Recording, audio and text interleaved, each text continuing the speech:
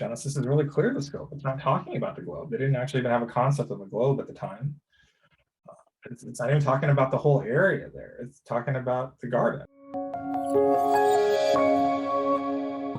I think immediately when people hear this, it sort of shatters some paradigms because most people think of Adam and Eve as the first two people, the only two people, and so they might try to then find some other answer of who these people outside of the garden are, and so these people outside of the garden would have preceded Adam and Eve. Is that what you're saying?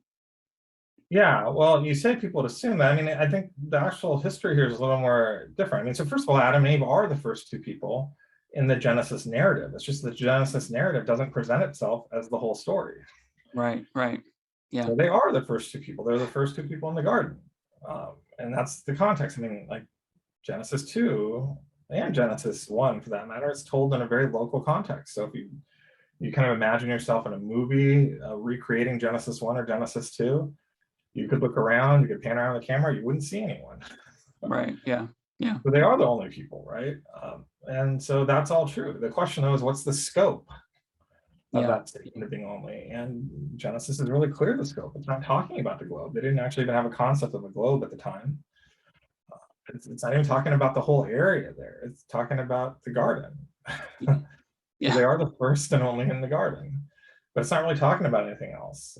And that's why you see other, beings kind of pop into the story. Like when people wondered about, Cain, like where did he come from? There's even Melchizedek that comes out later too. We don't know if he's a descendant of Adam and Eve or not. Sure. There's Yeah. also even the question of the serpent. Who exactly is the serpent and where does he come from, right? Yeah. There's all these lacunae or gaps or spaces in Genesis where it really is an invitation to wonder about how to fill in those gaps. Readers for thousands of years have filled those gaps in different ways, and quite often they've wondered about people outside the garden. Yeah. So I think for a lot of people, the question why is looming. If there's already humans, why create Adam and Eve and place them in the garden? Yeah, so now we start to get into theology and what Scripture says and things like that, right? So Yeah. you can look at 1 Corinthians where it says that there's a connection between who Adam is and who Jesus is. That Adam was the first Adam, and then Jesus is the second Adam.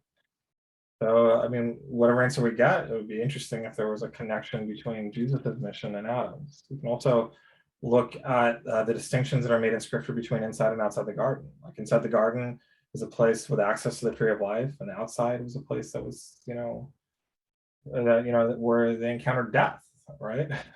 Mm-hmm. So one idea is that God was really just he's really trying to accomplish the same thing through Jesus and through Adam, and in some important ways, that he was really trying to offer the opportunity for a death-free existence Yeah. to everyone across the globe, and that that Adam and Jesus were both ordained to be like priestly kings in his garden, inviting the rest of humanity into it, and that was the goal. But then, of course, Adam fails, but Jesus succeeds in that.